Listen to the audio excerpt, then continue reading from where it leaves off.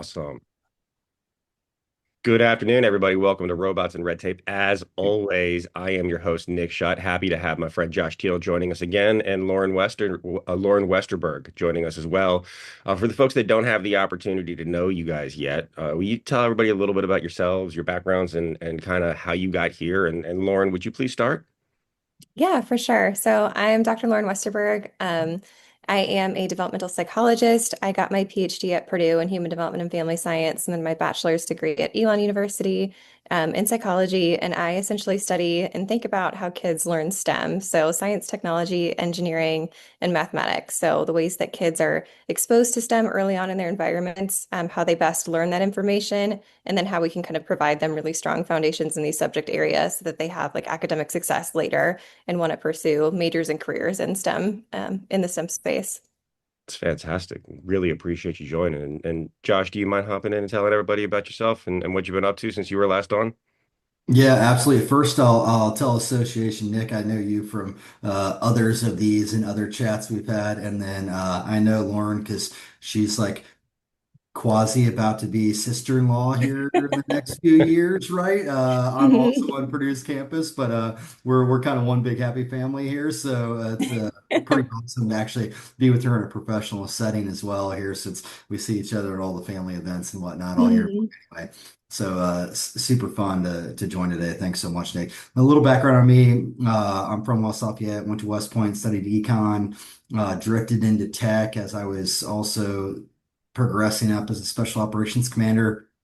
Fell in love with tech because my passion is super empowering people with technology, right? And I love the ways that we can do things faster. I love the ways that we can make things safer. I love the ways that we can harness creativity. I can do the research faster, so then I can do the thinking faster. So I love everything about tech. Leveraged that for a bunch of years and had some custom software made, uh, ran a bunch of commands, got out. We started a mental health company for Proactive, built the tech behind that, stood up an AI Center of Excellence, which is kind of how Nick and I met. And now we're off on our own, working defense technologies here on Purdue's campus, trying to tie all these brilliant minds to national security. Absolutely, man. Well, first, thank you for joining again. Thank you for your service, and do congratulations on going out on your own. As somebody that's been doing it for almost a decade now, I know how exciting and how fun and like all the things it is and how much it is. Like a lot of people that aren't on this side don't quite understand what goes into it. But I'm sure it's a step down of responsibility from your opportunities in the military though. So hey, glad you're here. Hey, I'm glad you're here and glad you rejoined, man. Really appreciate it. And Cool. I am so excited to do this episode today because we're talking about parenting in the AI age specifically.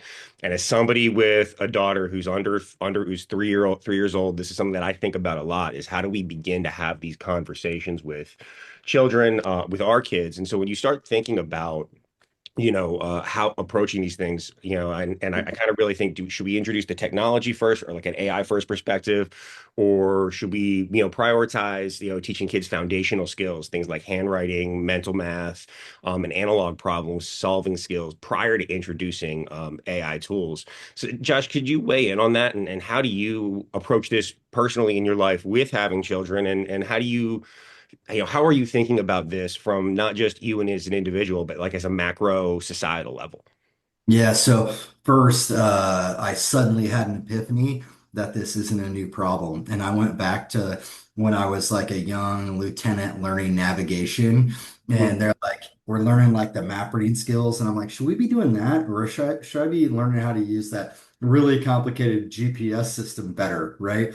And then from there, just recently, as we started talking about it again, I started all these things popped up. This is a problem that we face as technology marches for humankind. I'm thinking, do we teach them long division? Do we teach them how to use a calculator, read a map, GPS? Do we teach them how to use a phone book or Facebook, right? Hmm. Um, so for me, I'm like, okay, this is apparent all the time. So how we teach our kids and what we phase out and what we phase in is a real thing.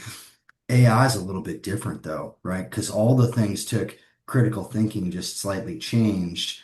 How does that fit in with this? So I'm constantly struggling with, do I teach them to think first or do I teach them AI because that's going to optimize how they work with AI? Which one's going to be more advantageous when they're an adult with a competitive job market? Or they're trying to work for a company and solution, right? What is going to set our kids up for, their best lives, right? It's kind of where I go mentally. Absolutely. Lauren, what do you think? Yeah, How- I love the way, Josh, that you just talked about that as like it's not really a new problem. Our resources and our tech and what we kind of can integrate into the classroom in our homes kind of just continues to improve and take it a step up. And we kind of as parents and teachers have to learn that and learn how to effectively expose our children to it and how to support them in learning those tools. I think it's like an interesting debate in terms of like, well, my kids should be learning like the old way or the way I did things. They should be writing things by hand or and I think there's obviously the other push too where kids should have a really strong integration and be able to use technology, especially with a lot of our workforce and jobs requiring more things like programming and machine learning and computer science backgrounds. And so we want to equip our next generation of scholars with those tech skills. And so I think it's really a balance. It's a balance of both of finding new ways to integrate the new technology but then also still have those fundamental basic level skills that are being taught that are so important. Absolutely. I also think I love that. I also think that like the amount we rely on technology depends on how early it's Mhm. introduced. And something that I actually thought of, Josh, when you were mentioning like the GPS problem, right, is that I remember very distinctly a time before like having a GPS on your phone and it giving you directions all the time. Like I remember using the old Rand McNally and breaking it out to figure out where you're going. And it's funny because I have friends that are younger than me, and the difference I think is that I always am looking and memorizing how to drive places because I don't trust the phone that it's always going to be there. The main reason I use Waze a lot of the time is just for traffic, right? But like as you see folks that are younger, they just don't either the ones I know just don't pay attention, or they're just so reliant on the tech that they never know where they're going. And I think it's just really interesting to see kind of how that is going to or how that's playing out in some of these more simple technologies. And then as we start looking at AI, which to both of your points is like a lot more complex, will be super interesting. So Um, me and the kids in the morning, we've been playing this game. mhm. We call it beat or join AI. That's what we actually call it.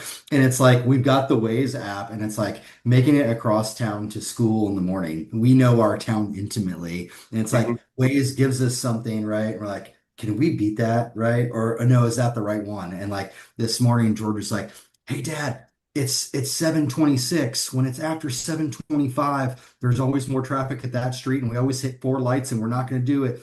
Don't trust the AI this morning. Go our way, right? And so they're even like working some critical thinking with how do you leverage it or look at it as a solution versus what do we innately know about human nature that mixes in, which moves stuff around. Or, a few weeks ago, it's like, hey, Dad, I saw they're doing construction on Main Street again with those sidewalks. Don't go that way, right? And it hadn't made it to the algorithm yet, right? It's like you're a genius, right? I don't want you late for school, and I got a meeting. So, Absolutely. But it's also that, like, we know that to your point about traffic, like, we know that it's going to back up, 15 minutes from now, when we get there, 15 minutes. And the app, because it's all running entirely on real-time data, just doesn't have that kind of insight. At least I don't think it does. I mean, am I wrong? Is it running on completely real time? Do you know? I feel like the longer drives, and Lauren, you should comment on this because you drive so much to and from some places in the Mhm. Midwest.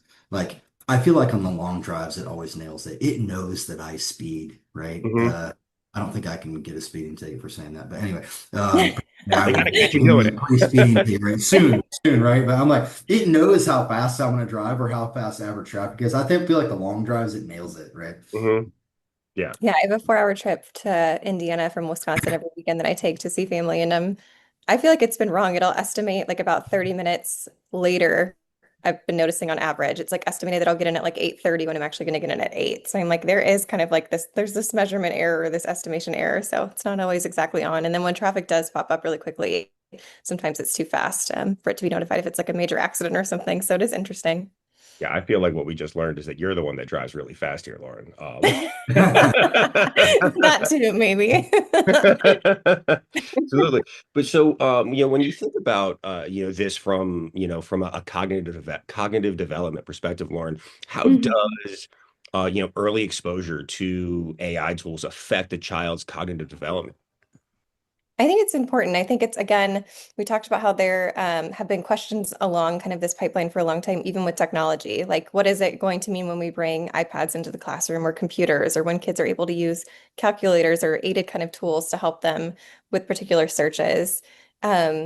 And it's like something where we want them to be able to develop the skill set to be able to do that, but then we don't want to reduce those critical thinking skills. So kind of like the example Josh brought up with like looking at the GPS, like it can be used in a tool as itself, but you can become over reliant on it. But there's also the challenge to kind of say, well, hey, this is just a tool that's also giving me information, and we want kids to always be critically evaluating the information that they're exposed to. Whether that's like a safety thing, if they're online and they're being exposed to something, we want them to be able to critically evaluate if it's a good decision or a smart thing to do, or just to critically evaluate the source where evidence comes from. So, can I fact, or can I take this as a good piece of evidence, or is this something that seems questionable? Is there a way to improve it? Like we want those critical thinking scientific skills to still be happening. So we don't want it to become such an overusage that there's an absence of it, but for kids to be able to kind of use it as a tool to further the way that they critically think. Hmm. Absolutely. How have we seen, one of the things that I always think about is attention span. Because I Mhm. know that especially with in the age of social media and like really short videos, like I don't know it for a fact, but I know that it has gone down like societally, especially also when you look at the number of messages that we receive on a daily basis.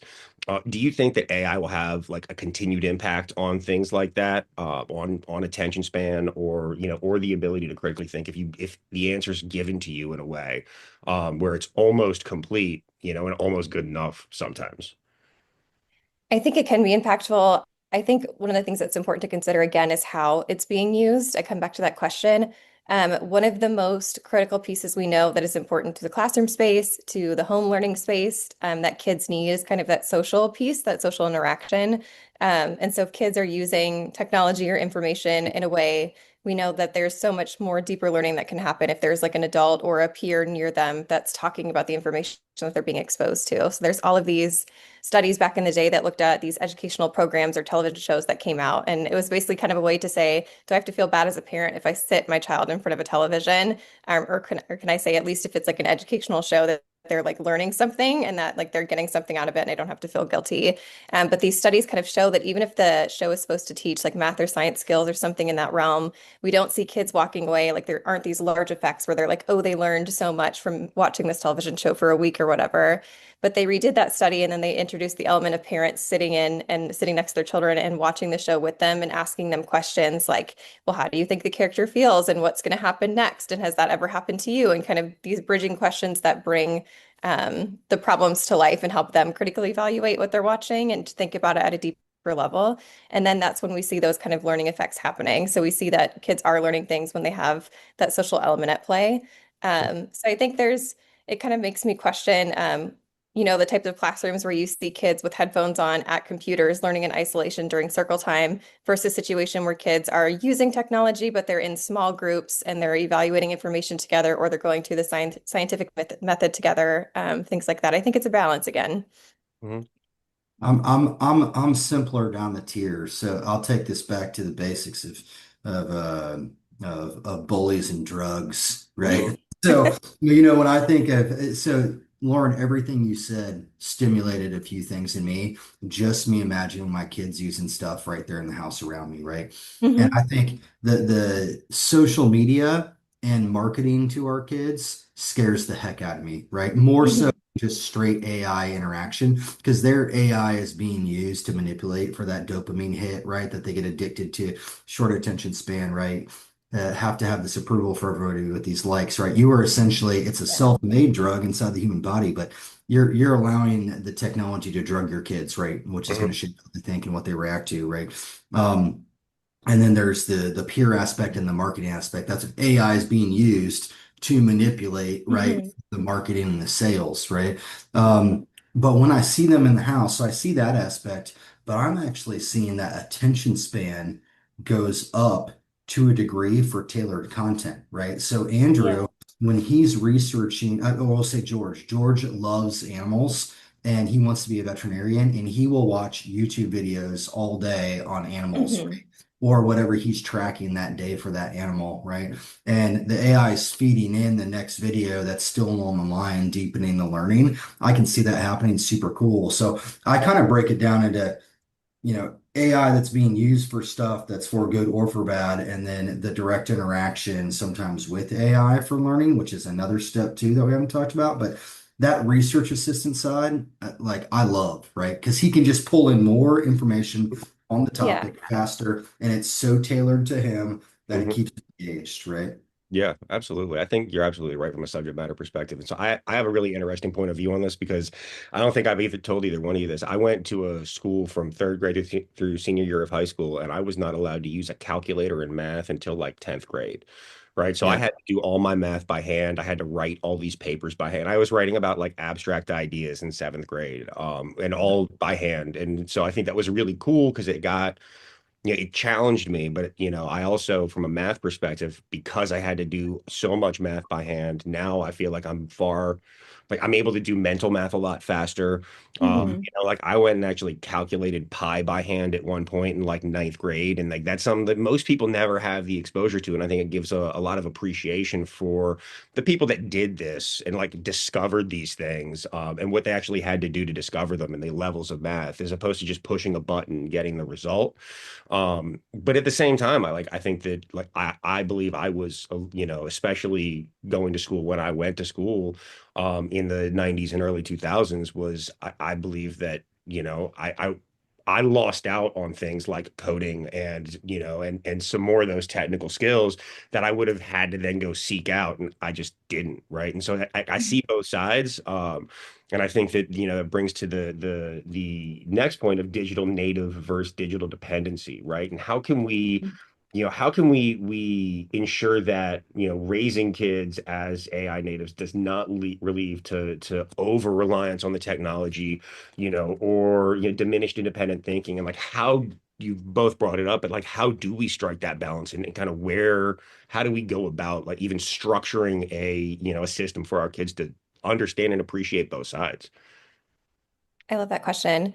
I've just being in the classroom space so much in the past and observing teachers, I think about teachers who do this really well, where again, they're encouraging students to use the technology first to kind of like, let's see what gets produced. So if we ask the computer a question, what does the response look like? What is the essay prompt we get? Or what is the calculation that gets performed? But then they go back and they do that also by hand too, and kind of compare and see that they can come to like a similar or the same type of response as well. So it's like, we can use it and then we can also understand how it's kind of made or how it's done. And that's like a big thing with kids is understanding the how or why something can happen. Um, I even at the college level, I think of one of my friends who's a assistant professor now, and one of my favorite assignments that she does with college age students is that she's like, look, I know that my students want to go to ChatGPT later and type in the essay prompt that I gave them and just like turn in whatever it writes for them. And so she doesn't shy away from that. She has them do that, but then she also has them go through and they have to like critique certain areas of it and where AI got it wrong and like what actually doesn't stand up if, this theorist were to examine it, what would they have to say about it? And so there's like these interesting ways to kind of integrate, again, that information and to not shy away from it, but also like still have kids come back in and have to do the work themselves and really think through it deeply. Hmm. Josh, what do you think? Well, I mean, so the first thing I think is there's everything's so clear now, Nick, because you're like the kid that couldn't have candy when they were growing up, and then now they ate too much candy. You couldn't have the calculator, but now there's like tech behind you. Hmm. You got microphones and cameras Mhm. and robots and red Hmm. gas. So it's all clear, right? You're the kid, you're the no candy kid, right? Yeah. No tech kid, right? Hmm. I loved your thought there, but then how fast you can do that math now, right? That's where I am. Do you teach them to think first, or do you teach them to think at the same time? Right? That's the question for me. So I go back to two things. I think, Lauren, you brought up a critical point, and that's asking them the questions after it or after they're Mhm. using some sort of tool is absolutely, critical. So I've let Andrew play a little bit with Copilot and then, ask him that exact question. What don't you agree with that output? Yeah. Hmm. And then I'll tell him to go through and use the AI to research. And I'm teaching them to use it as a research tool. Like say, hey, give Mhm. me the top five concepts that people believe that are different that relate to this question. Hmm. and then let him go through and read those and then apply the critical thinking. I'm like, okay, now that you've got the critical thinking, now you can go write your paper, but you've been stimulated, or maybe I'll let you use some Gen AI to get started now, right? But I'm heavily pushing on the research side because there is, as we know, there is so much information out there now. And Hmm. deciphering the good from the bad is one thing, but being able to get through that and quickly read through an entire library in 5 seconds rather than look up library books to find the two that are decent for 10 days is too powerful for me. So I I keep going to a different place though, and not everybody has time to like look at their kids' homework and grade it. So I'll have George go through and look at his math and check the answer. He's got to redo the long division if he doesn't get it right, but I'll let him do it right. Hmm.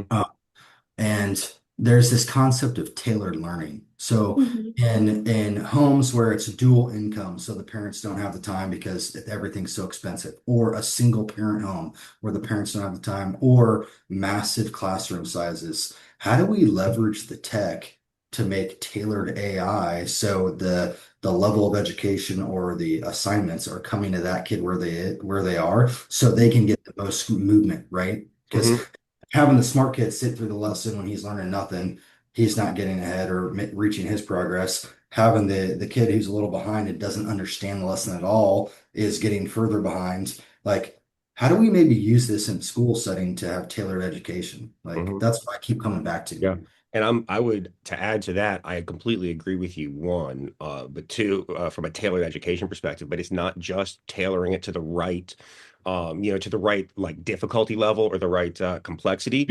It's also if as a teacher, you know your students really well, you can also tailor it from a subject matter perspective, right? So somebody really, really likes baseball, you can take a lot of the lesson and have the AI rework a lot of it and put it in baseball terms that will increase their engagement and then increase their ability to, retain and be really interested in it because you're putting it in terms of things that they love. Yeah, I think that's really interesting. I love that example of kind of like using AI to tailor a lesson plan or maybe the word problems or something in a way that a kid would really be comfortable with, because that's a big task in itself is to kind of customize your teaching practices to fit the needs of your learners. We have educators with I mean, the ratio sizes are unbelievable. We have like one teacher to 30 kids or even larger, Hmm. just depending upon the age group. And so you think about all that time it would take to individualize instruction. That's one of the things that makes me excited about thinking about how AI can play a role in the classroom is kind of with that idea of computer adaptive testing. So if kids are being assessed at where they are, whether it's formatively or summatively in terms of learning, can the computer then suggest a way for the kids to hone in on those things that they're really missing, those specific skills, or provide suggestions for content areas that could be like further examined. Because we have a little bit of those computer adaptive tests now, but I think there's just so much more room for that to take off where we can really get a better idea of how to personalize learning and tailor it to kids' specific needs. Because again, it's just trying to meet the needs of so many learners in one classroom is a really tall order for every teacher. Hmm. You know, Absolutely. this is interesting because um, kind of what you're talking about, right? You could teach a kid to read, or George has progressed his reading because he likes to read funny stuff and likes to read about animals, right? So Hmm. just simply by switching the material that he's reading, right? Teach him to read better. But I was also thinking, I was chatting yesterday, my oldest is super into sports stats and is into fantasy football.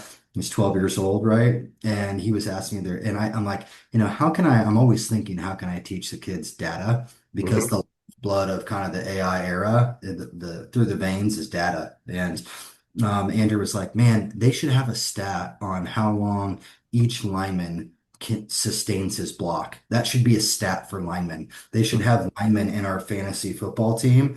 And based on how long they sustain blocks or whatever, Yeah. you should get points for that. Like get the lineman involved, right? Even though he's little, he appreciates linemen, right? Which I like. Yeah. And I'm like, Andrew, that would be like great data. That would be amazing. Mhm. And if I told that kid, like, hey, you're gonna take some courses or do this summer school, and they're gonna teach you how to make an AI program that can measure the distances for every play and give stats on linemen, he would probably be down with doing that, right?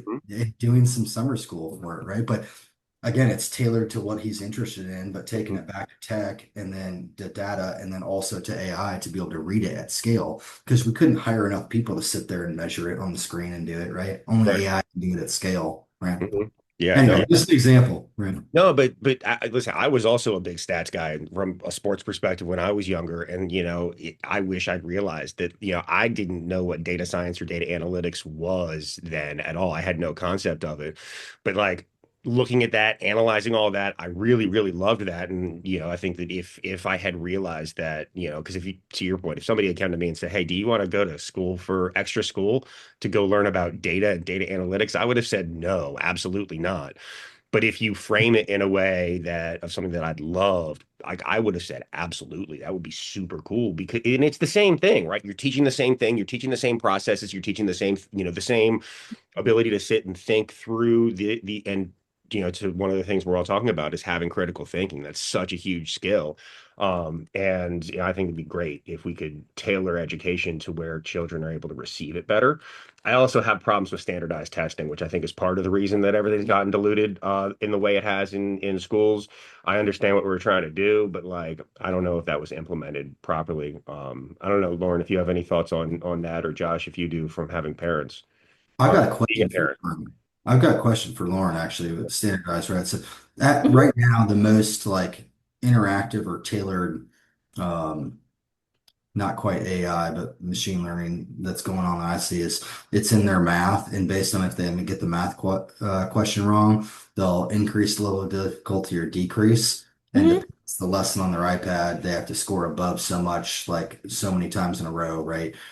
Like, is there more stuff out there or programs out there that are tailoring and going beyond math, or is it just not in classrooms? Do we just not see it yet? Like, what's some of are you seeing anything out there that's really cool? Are we heading in the right direction? Yeah, it's happening a lot in the research space, and we're trying to get these really important research-based educational curricula and assessments and tools into the classroom. But it kind of is, it depends on, where districts or where schools are buying their curriculum from. And not all of the tools that are out there are backed by research. They're just like sold by really good salesmen or sold in a really good way in the ed tech industry, unfortunately. But to answer your question, yeah, it is happening in the research space, which is exciting. That's actually quite a bit of what I do with my work. I do a lot with we call them like item response theory analysis types, or looking at like the psychometric information of tests that kids do. So even for preschoolers, I'm working on an assessment, getting a lot of data from kids on what they know about science, and then it will use sort of like a model you've described, where they'll be given a bank of items based on how they're performing. So if they're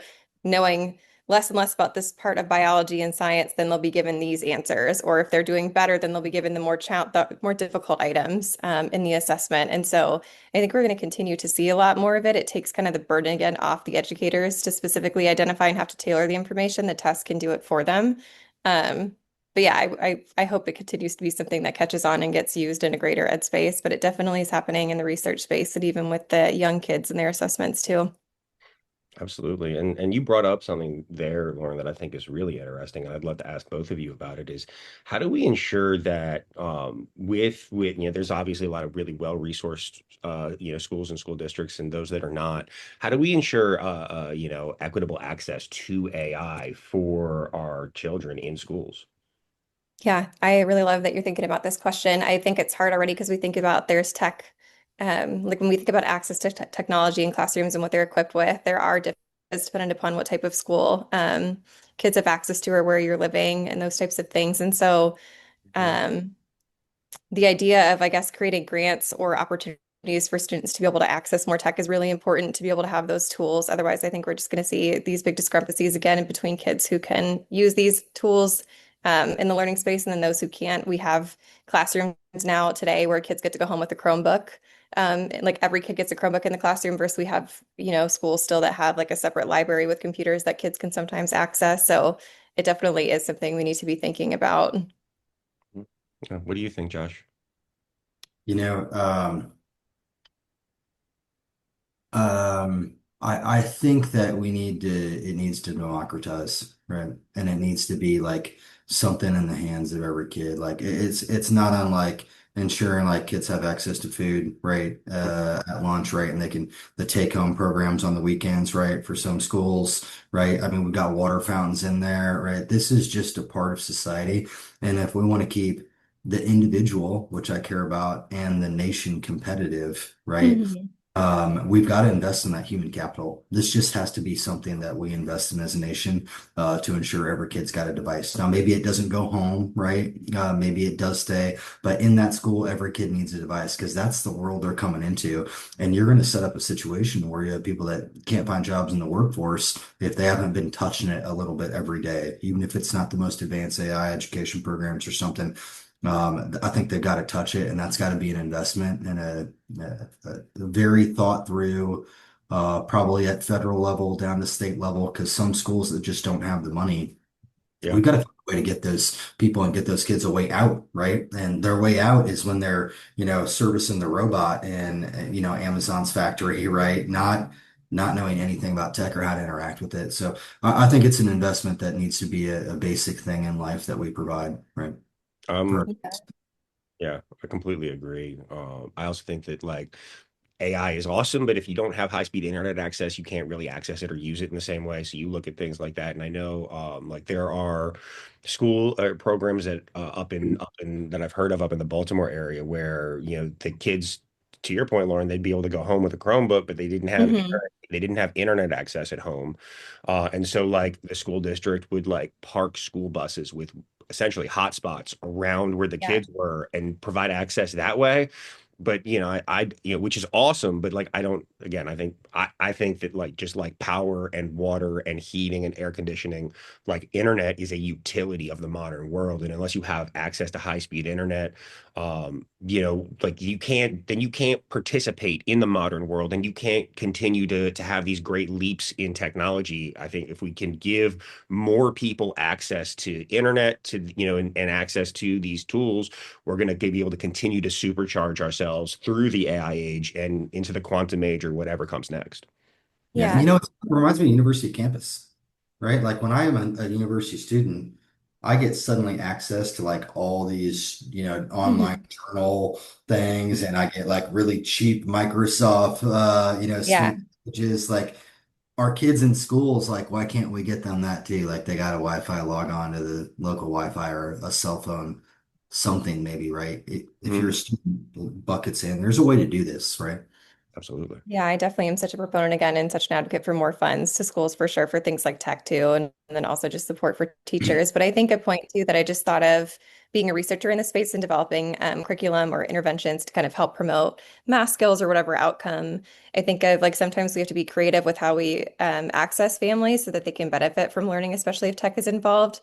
So we've like found in our research that most families have some type of access to a smartphone. So it might not be that they have a computer or a tablet or something, but if we can t create activities that function on smartphones, that's a way to reach more families. Or if we can work with community members, like if we partner with local libraries or things like that, then we see that kids can access those computers in the library space and then be able to partake in the learning experience too. So sometimes it's also kind of just a combination of like meeting families where there are relying on community resources and thinking a little bit creatively about how we can reach families.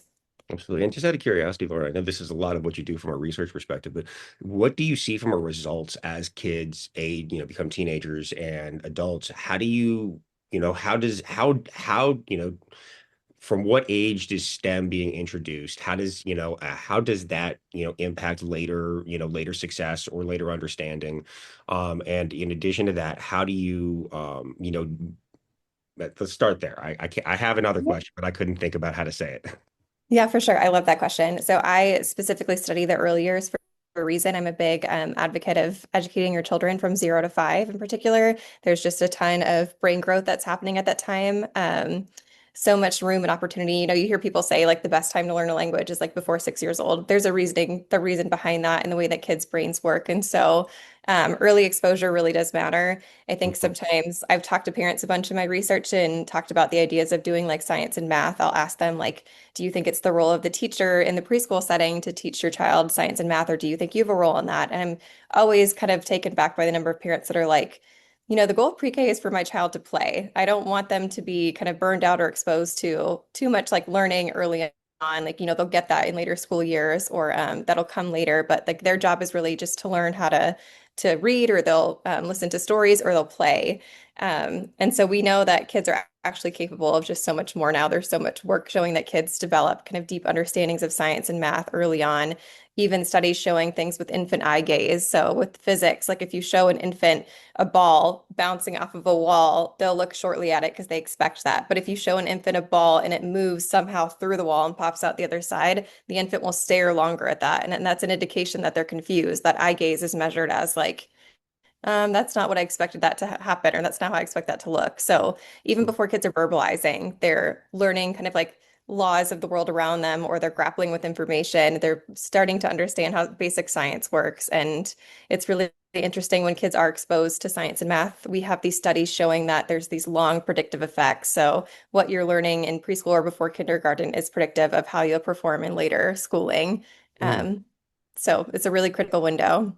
super interesting. Josh, you want to add anything to that? No, I mean, I just like that there's hope for me to still get smarter because my kids just say that I'm a kid still. So maybe I'm still got me. Like, I don't know. I thought I was killing it, but apparently not. Yeah. Um, you know, I I come back to I would love for every parent to have the time, right? And even with just four kids of my own and, working professional here, there just isn't always the time, especially now when I got to rotate through four of them to get that time. And Hmm. that's where I'm loving some of the idea of the AI augmentation to help me out with some of that, right? And that interactive two-way rather than just one way watching like kind of TV is, right? Without the critical thinking. So, getting some support for that for parents, it's just going to help the kids in the long term.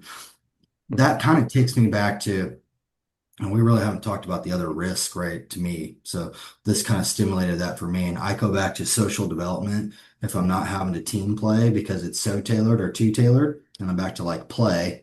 What's part of the play? The play is also with other kids for the social interactions and how you put different concepts together, which you know, AI is a bit of ways away from doing that at the human level, right? So that collaboration, these social skills to collaborate, and then also too much groupthink.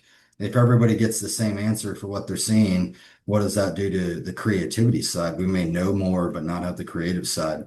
Hmm. So I go to some of these other risks. We've kind of highlighted critical thinking, but I'm into like the social dynamics because one of America's superpowers is diversity and the fact that we can generally all play pretty well together to solve like the world's complex problems and humanity's problems. So I don't know. I don't know what you guys think about the social risk, right? The collaboration risk, right, of technology. I mean, I think Lauren, why don't you go first? I'd love to hear what you have to say. Yeah, for sure. I think a lot about this. I am definitely in the social learning space. So I think a lot about kind of early educational theorists or developmental psychology theorists did kind of bring to the forefront this importance of the folks that kids interact with and how critical that is for their learning. So we think about, I don't know if you've ever heard of like Vygotsky or the zone of proximal development, which is kind of this idea of scaffolding. Like I can help my child learn more than they would be able to on their own by by just slightly altering kind of what they're learning. So I could make it kind of a little bit more challenging to the point where they need my help a little bit and then we can figure it out together and then they've learned something and they're progressing further versus like them being stuck kind of in a box and trying to figure out something on their own. So we can encourage kids to learn deeper. We can be a part of that process. And Hmm. it's also too when we think about like kids are such active agents in their environment. So they're acting on the world around them and they're looking for things to happen in response to what they do. And then they're also learning from others. So social learning plays a critical role. I did bring up kind of the example earlier too with the television watching and how pivotal it was to have the parents be a piece of that. A Hmm. lot of my kind of the research I've been involved with in the past at Purdue in particular was about developing storybooks for kids that could promote math skills, even some science skills too. And it's Hmm. the same thing where it's like one thing just to read your child a storybook versus our team will integrate something that we call dialogic reading questions. And it's like questions that are on the pages for parents to ask. And they ask things like bridging examples, like how would you feel if you're in this situation, or kind of bringing the content to life to kids to get them to think about what they would do in this situation. There are like scientific method questions. So like, what do you think is going to happen next? Or if they add this to the pot, what's going to happen? Getting them to kind of ask those forward thinking questions. And then when they get to that point, then asking, was it what you thought had happened? What would you do differently? questions to kind of deepen the learning as they're reading along in the story. It's like the same idea with watching the television shows. And we just see such larger effects or learning effects for kids when they're being asked to kind of critically think, even when they're reading, even when they're television watching. So that is just something we get at that kind of social dynamic piece that really matters. And it's a reason why, group learning has been such a successful tool in the classroom for so long, and why, even though some people like frown when they're like, okay, pair up and do an assignment, and you like worry that you're going to be the one carrying the assignment, that group interaction piece is supposed to be a really critical tool. And building ideas off of folks helps you kind of deepen learning and engage with learning in a different way than you would if you were working on something independently. Yeah, absolutely. I love that. And I think that it's also incumbent upon parents to, have first, I've always spoken to my kid, like my child, like she's an adult, right? Like I Hmm. use complex ideas to her. We're talking about like this, how like we're talking about the construction of the solar system recently and how we're all, spinning around the sun and the moon. Yeah. Like, and I told her all about how that's how we're, the moon was formed because an asteroid hit Earth, and that's where the Mariana Trench came from, and and like having those more in-depth conversations. But then also like when she's in the car and it's just her and I and we're driving, like I take the headrest off of the front seat so that she can see the road and everything. And I start to explain, I'm explaining driving to her already, and some of the because Yeah. like, and it's interesting. I actually got a lot of this from my dad, but specifically with him, he got really into training dogs when he got older, and he still is really into training dogs, and they train them and show him and his wife train and show Australian shepherds, and but like you sit and you watch. I was watching him like do these really complex tricks with these dogs, and I'm like, dude, how do you do that? And it's like, well, it's really simple. You just break it down into very small digestible parts and teach them Hmm. each piece of the trick in a row, and then you teach them to sequence them together. And right, so it's the same thing. It's like if you can build that foundational knowledge, then you're building on top of it. And then you like I try to show her how to like associate different things, and it's really cool to see when she gets it and like, oh yeah, this is just like that. It's like you're Yeah. absolutely right, kid. Look at you go, because it's so cool to see. Because it's like I don't know. I think that these are the things I think parents should be doing, and I mean, I hope I'm doing the right stuff though. Lauren, Miss Childhood Development. Yes, for sure, 100%. I get so excited that you're talking about it in that way. I think we kind of alluded to this a little bit earlier too. You guys kind of were almost getting to the point of like destigmatizing AI, and that's the way I think a lot about even with just science and tech with families. There has to be a lot of destigmatization that happens there because I think when we talk to parents about like how they could promote STEM learning at home, sometimes it gets a little scary to think about like, well, do I do science? Like I'm not dressing up in a lab coat and like necessarily like measuring chemicals or something with my child, like am I actually like effectively doing science? And so a lot of times what we do with parents is just showing them that science is like so prevalent or present in everyday lives. Like I think of back when I would interview with parents, one mom gave me the example of bath time and how when they drain the tub, it creates a whirlpool. And they had this whole discussion around where they've seen kind of that funneling shape in nature and why it does that. Or with folks who have like farms. I remember a mom talking about how like one of their chickens died, which is super sad, but it became this really interesting conversation about like the life cycle with kids. And so instead of it being just like an emotional situation, there was so much learning to be taken away from there, and ways to kind of foster kids' questions and curiosity. So I think a lot of it is kind of destigmatizing what science and math and tech look like for littles and for parents, and what it can look like in the education space, because it's not necessarily just people who look like Einstein or who are in lab Yeah. coats messing with I know. chemicals. I would absolutely dress up in lab coats with this kid and do science. We have it was my birthday yesterday, and she went to the art store and got a volcano kit for us to build together. So we're gonna Yeah. build the volcano, and then we're gonna paint it, and then this weekend we're gonna volcano stuff because it's just gonna be super fun, right? But like I'm all about that. It's great. So I'm host because my 2 10-year-old twins, one is a dog I think I can train, but Mhm. Kate is definitely a cat and she's training me, right? So she's like, Mhm. yeah, right. Man, listen, But yeah, cats so are cats are just upset because that it's not ancient Egypt anymore. That was their high point when they were worshipped as gods, and they will yeah, not let us forget, and they're mad about it. And I can't blame them. yeah, Kate's on the quest to get back to that level for sure. Hmm. Yeah, George is very coachable, so it's good. Um, one of the things as you guys were talking, I was thinking there, and it's um, you mentioned science is all around us, and Hmm. I'll just kind of talk. So, we've all got, or not everybody, but, some of us have some sort of device in our kitchen, like Google, right? And I got all this AI knowledge in there. I can ask it questions, it'll generate things for me. And so we were doing something, as simple as cooking, right, with the kids. And we were literally just baking a cake. Yeah. And, they asked like, why does it go up or whatever? And I was like, well, it's yeast in there makes it go up. And they're like, well, how does the yeast do that? And I'm like, I have no idea. Right. So as a parent, we just quickly turned around and said, hey, what is yeast? How does yeast make a cake go up? So even teaching them to use it as an assistant or as a parent, if you don't know everything around you, like I can ask Siri on my phone in the car, Hmm. see something about whatever, and we ask. So it's almost a tool for the parent as well, right? And for me, it's also become a tool if there is a subject that they're passionate about that, and this comes back to me using it.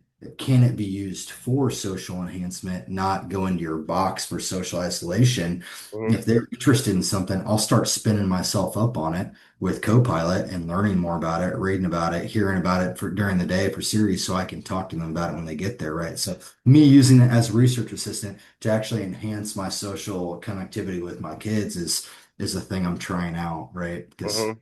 they like things that I didn't know about or didn't like, right? So it's I Yeah, love that. it's an opportunity for you to grow and you to learn more. And that's something I feel like we should be modeling as parents, especially is continuous learning and continuous development. Like I'll always, and it's a great consulting line, but I'll always tell if Violet asks me something and I don't know the answer, I'll tell her, I don't know, but I can go find out for you. Like, let's go figure it out. Hmm. Let's go do that together and learn together. And I really, I'm trying to instill that love of learning and just being a sponge for new information. Yeah, that's well, something we always there's encourage. Sorry, Josh, go Sorry, ahead. sorry, Lauren. I was just going to say, that's a good generational trait and something for us all to reflect Hmm. on. I think there was some generations before us, and I totally get it, where, the parents knew everything and what they said was gospel, and that's the way it's going to go. And as a society, there's so much more information out there, and we have access to it now. We need to be okay to say we don't know, but teach Yeah. them here's how you go ask, right?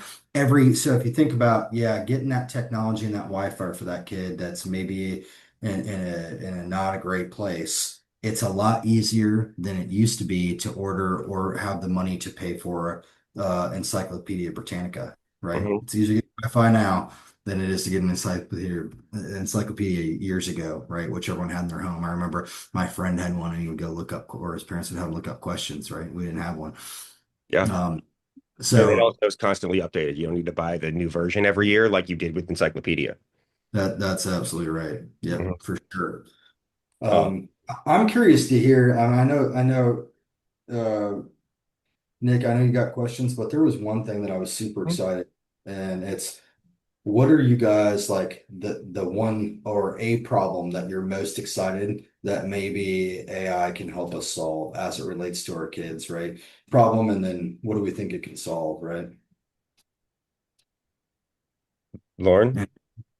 Yeah, one thing before we jump into that, I just want to say too, you made me think of something interesting with that last point about with like not being afraid to say it's okay, we can look something up together or figure it out. I think that's something that often will create discomfort or kind of we call it like math anxiety or science anxiety in parents is like not wanting to help your kid with their homework or through problems because they feel anxious about maybe not knowing the answer. So I think we always kind of encourage parents that it's okay to say we can look it up.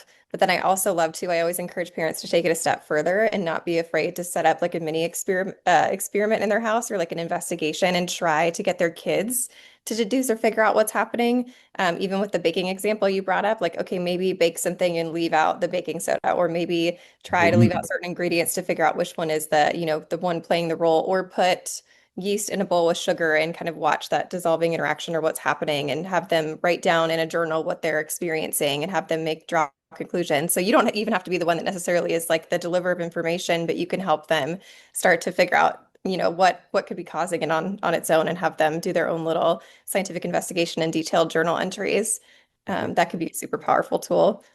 I've been cheating all the time. I stand behind them when they're doing their homework, and I'm like on my phone, like, "What's Pythagoras' theorem for quadratic?" Or like, Mhm. speed me up quick, man. Like, Mhm. Absolutely, So, but like I also have no problem. Like I think that teaching our kids that it's okay to not know and be Yeah. like that because to your point, Lauren, it is absolutely like human nature to we can get uncomfortable with not knowing. We can feel Yeah. embarrassed about not knowing, right? But I've personally, at least, not always, but for like the last decade plus, I've looked at when I don't know something, that's exciting. That's like an opportunity for growth. That's an opportunity to learn more stuff, to consume more information, and to potentially and to challenge my fundamental beliefs if it's that altering and that fundamental to how I view the world.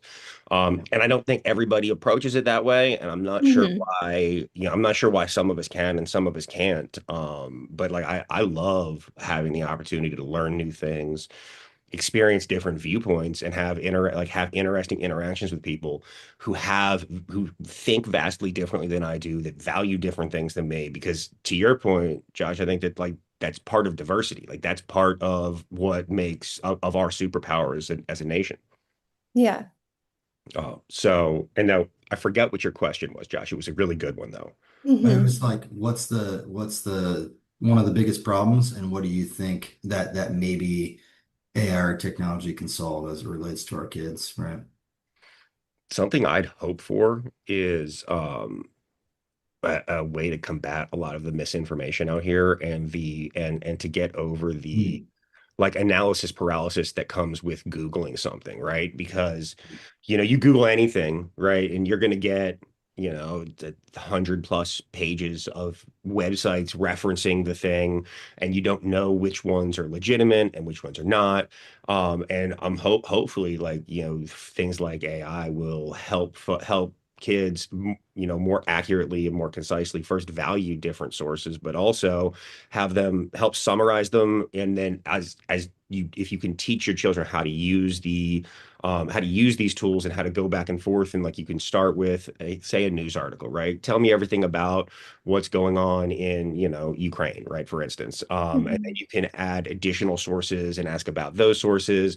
I also think it might be easier to bring some additional transparency to help folks understand like who's paying for these sources and this information to go out, because that's always a part of the bias involved.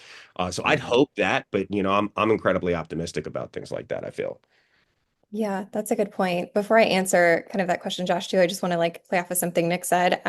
In particular with this idea of misinformation, I think you bring up a really good point. This is something we're really struggling with as educators in the classroom, particularly in the science space.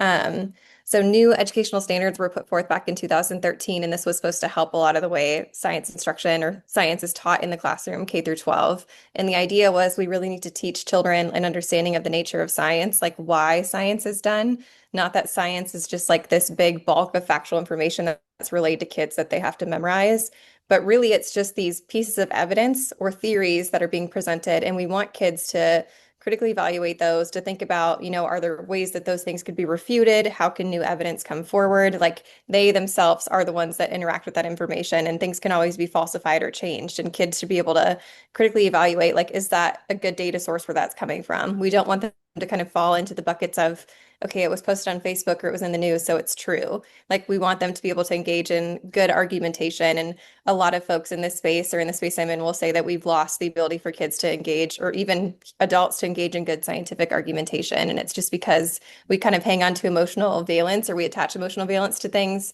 or we just don't think deeply about where data is coming from. We kind of accept it just if it's coming from a specific source that we rely on.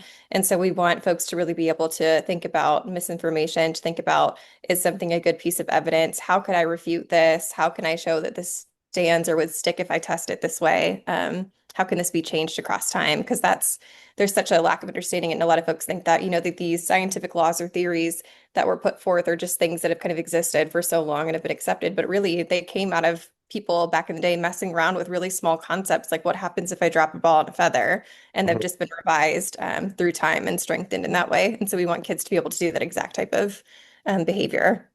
Absolutely. No, I love that. What do you think, Josh? What do you think something that you would hope that we can uh, help or improve through this process with tech? Yeah, so first let me build upon or my first thought of what Lauren said, right? So I spent like the last 2 years setting up an AI Center of Excellence for Heinz. And as we're training big companies and proposal shops on how to interact with the AI, they're called prompts, right? Which prompts they've gotten to the point where they're a lot less scripted because the AI has gotten so much better, right? It can just be more conversational. But it's all about, if you're a parent, the prompt and teaching the kid, or one of the things I'm focused on as they interact with AI is the prompt, right? It's how to ask the right question, right? To ask a question, right? So I don't ever want them to know or ask, what is the answer? I want them Mhm. to ask, what are the options, essentially, right? What are the competing theories, right? What are the positions around? Andrew was asking something the other day about something with politics, right? And he's like, well, this group is better because they think this. And I'm like, well, let's go ask the question and say, what are the competing theories on this and why, right? And so that prompt in teaching our kids to ask the right question, not the answer, I think is going to be super, super important. I always go back to a book, always start with why, right? Hmm. It's enough.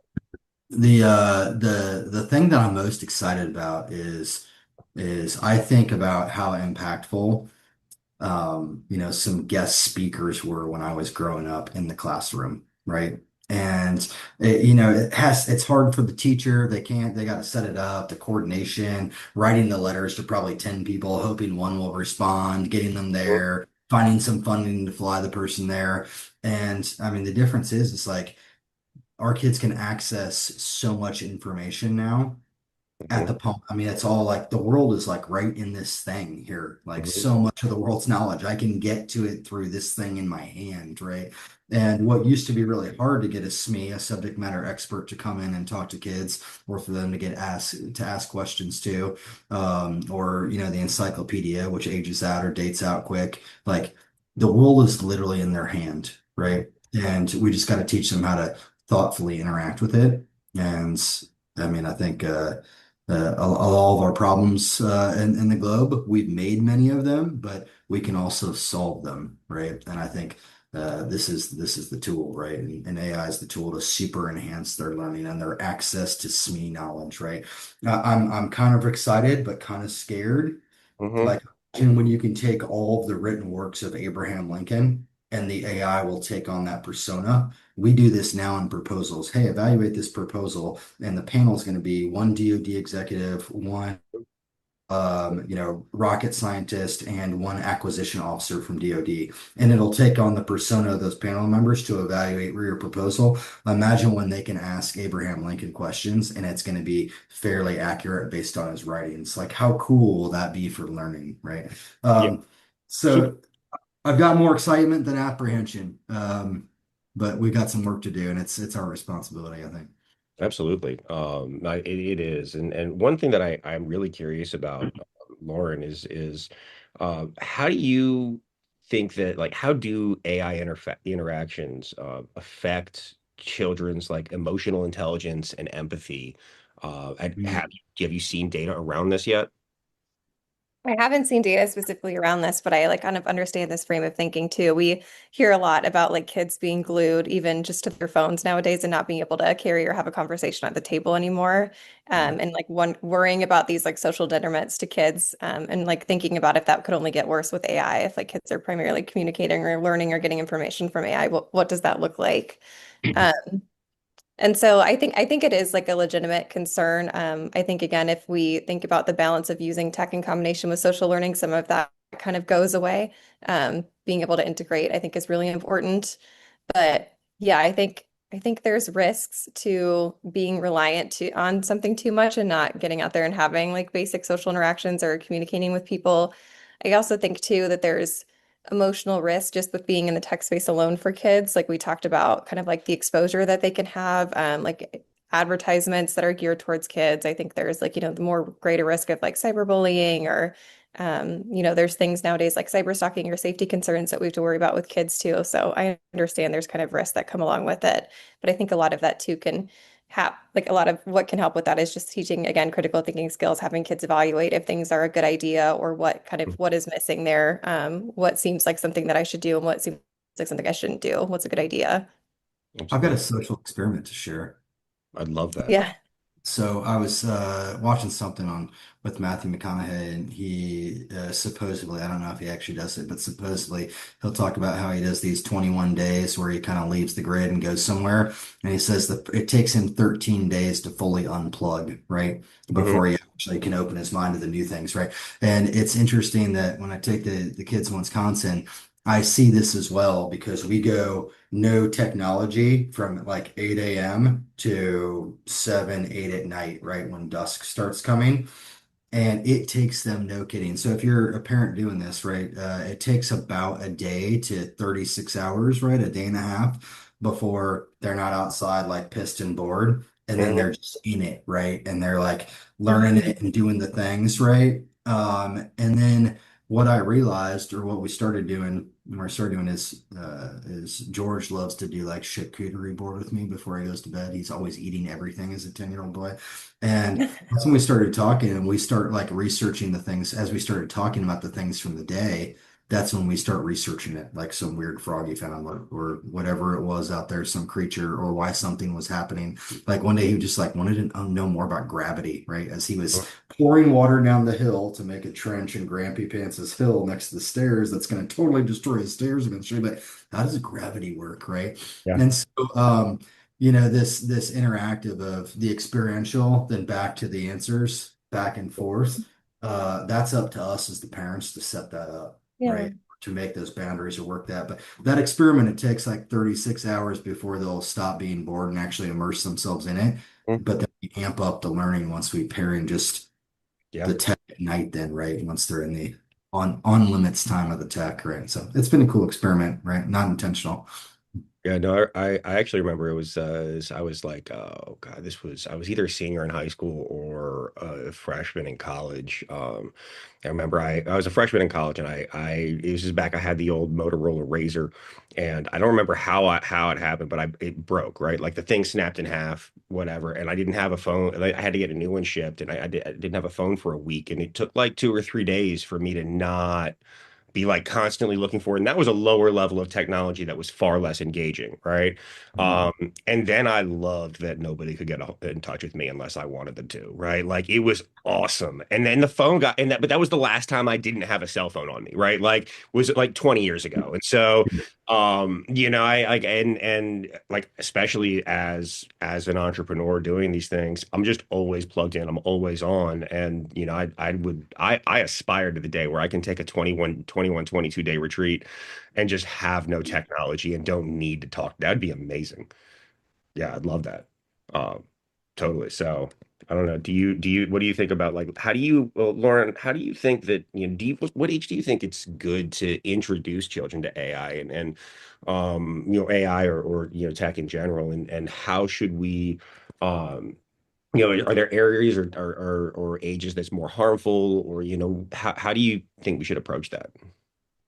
Yeah, I wouldn't shy away from having kids experiment with that even early on. Like I am always, again, a proponent of introducing it in the early childhood period. I think it could come even as early as preschool. I think, again, it's just the way that we do it sensitively and thoughtfully and intertwine pieces of social learning. But I think even with tech usage with young kids, I think there's ways for them to kind of understand how tech functions too. Like a big thing within the early childhood realm is to break down things into models or like prerequisite like skills that kind of like build upon what they would learn later on. So if I want my young kids to think about computer science, I'm not going to sit them down and have them do like complicated programming at a computer when they're 4 years old. But what I will do is I might use like, have you ever heard of like an Ozo bot? It's like No. a OZO bots. It's a little robot. You can purchase them. I've seen them used in classrooms before. It's a tiny little robot, and you get a colorful pen, and you can draw like a pathway for the robot to follow. And if you draw like a sequence of colors, like if I do a red, green, red pattern, then the robot will spin. Like it does all these different actions based on what kind of things you've drawn on in the trail. And Hmm. so it gets kids to kind of start thinking about programming early on, kind of like those basic computer science skills. So you can start learners really young, but it's just broken down, kind of digestible pieces of like, how do I use technology to help me figure out like a solution to a problem? How can I use a tool? Like even kids working with basic tools like magnifying glasses and Hmm. starting to identify like what's the function of them, not just like can I use them to get to the answer, but what is the function? What is it doing to make this problem easier? Just identifying those pieces of information are like a starting point to build off of how we can use tech in a more complicated way later on. But yeah, I'm never someone that's going to shy away and say that we shouldn't integrate things even as early as with the littles. Hmm. So I think somebody's going to be getting a new toy soon. Yeah. He, I'm about to take two leaps on the toys. yeah. Um, we're about to get a drone. Hmm.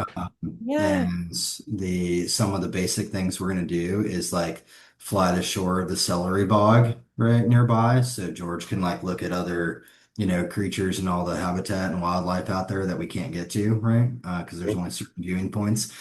And then we're gonna take the leap on a 3D printer. And on Amazon, they're like Uh, 150 bucks now, right? Like we can do this, right? Put your designs out there, get the designs, make whatever they want to make, right? And start to move down that realm, right? But and that's where I'm kind of like, okay, I've got to set the conditions. If I just don't want them using it for whatever, because they're going to be playing with the tech, like one way or another, if I can get them geared into some things maybe they like with the tech, that's where it's maybe advancing some of the learning, right? So that's what I'm thinking with it. It's time to take the AI, take the capabilities, take the technology out there, and then make it applied, right? It's not just mhm. for what you want to play with in your own time as the babysitter, right? It's okay, let's gear this, but I got to set those conditions as the parent, right? Um, Yeah. how do we teach them how to prompt or engage with it and talk, right? How do we force them still to take an idea, talk with their siblings? They're both researching two things at once, right? How do we do it when we're cooking, right? Like it's still up to us to set the conditions from the societal side. And I think that mitigates that risk down Hmm. as we add in, more of the thinking. And I try to focus on the research. That's my plan. It's awesome. Yeah. No, I mean, I really only have like three parenting goals. Like, truthfully, it's like I want to teach my kid about emotions, like what they are, how to interact with them, and like that there are no good and bad emotions, but you can do good and bad and things with emotions. That's key. I want to teach her how to solve her own problems, right? And how to like and how to critically think through situations and come to her own conclusions and how to solve her own problems. And I think if I teach her those things, like she got the rest as long as I give her like the right, as long as I Yeah. continue to provide like the right environment for her. Um, but if you like, I think that that's super, super important. I think problem solving is a huge skill for kids. A friend of mine actually did a lot of research at actually on PTSD in like the late 90s, early 2000s at the PTSD Research Center up in Boston. And they were looking at he did a lot of his doctoral research around why people who go through similarly traumatic situations have different levels of PTSD symptoms presenting. And according to the research, the biggest indicator for the severity of PTSD was your ability to solve problems. Super fascinating. It's unrelated to what we're talking about, but I just, it sparked something that's really interesting. So, but from a parent and teacher roles perspective, what do you think parents and teachers should be doing differently today to prepare our children for a world where AI is ubiquitous? Yeah, it's a good question. I think learning themselves. Again, we kind of brought up early that this is an issue that's not necessarily a new one, that things are always changing, that technology is always improving. And so I Mhm. think it's like sometimes to a detriment if you're not willing to kind of explore that and to learn about it yourself, because it is kind of like a I can learn with my child type model, or we can work on this together type approach, as opposed to like again, it can be something that's stigmatized. It can cause kind of fear around it, or maybe uneasiness or discomfort for parents to want to jump on board and to learn or to do with their kids. And so they might shy away. But I think a lot of it is just kind of like taking that down and helping people see the usefulness of some of these tools and seeing the what can come from it if they learn it alongside with their children too. So I think a lot of my work, even with research, even just being in the early STEM space, is again destigmatizing things, showing what tech and science can look like in the early years in an early space to show that it's in everyday situations and that it's useful to alleviate fear that we don't have to know all the answers, but that we can explore with our kids. And that's what matters anyways in the grander scheme of things. So a lot of work around destigmatizing and just kind of showing usefulness and the purpose of why these things can be important for kids to work with. Absolutely. Josh, what do you think? I was thinking about the speed of interaction. And so one of my daughters was having problems with a specific type of math problem. And I kind of figured out because I kind of go through her homework in depth, right? And then gave her more math problems, right? But with that, making the math problems, I went to Copilot and said, hey, make me 10 more math problems on this subject. And it did that, right? Um, I would love to see, tailored education plans or tailored interaction for teacher to parent. I think it's really difficult. So when AI can write it for you 100 times faster, right? Can the teachers work some customized messaging to the parents so the parents know what to do? I mean, if you think about it, awake hours, my kids are with the teacher more than they're with me a day, right? So I need the feedback of, what to work with them on, what to think on, maybe even some sample problems. Before you couldn't have done that, right? But maybe AI can give them the speed to handle the scale of the parents, right?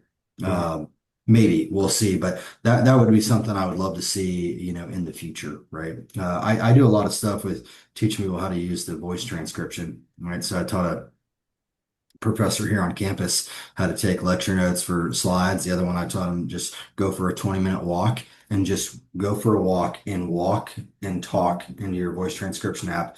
Everything you're thinking now about this subject, export the text out, dropped into AI and said, hey, only use what's in this thread and design me a grant out of this. And they made it in seconds, right? So, teachers may be in a place where they can we usually communicate verbally faster than we can write, right?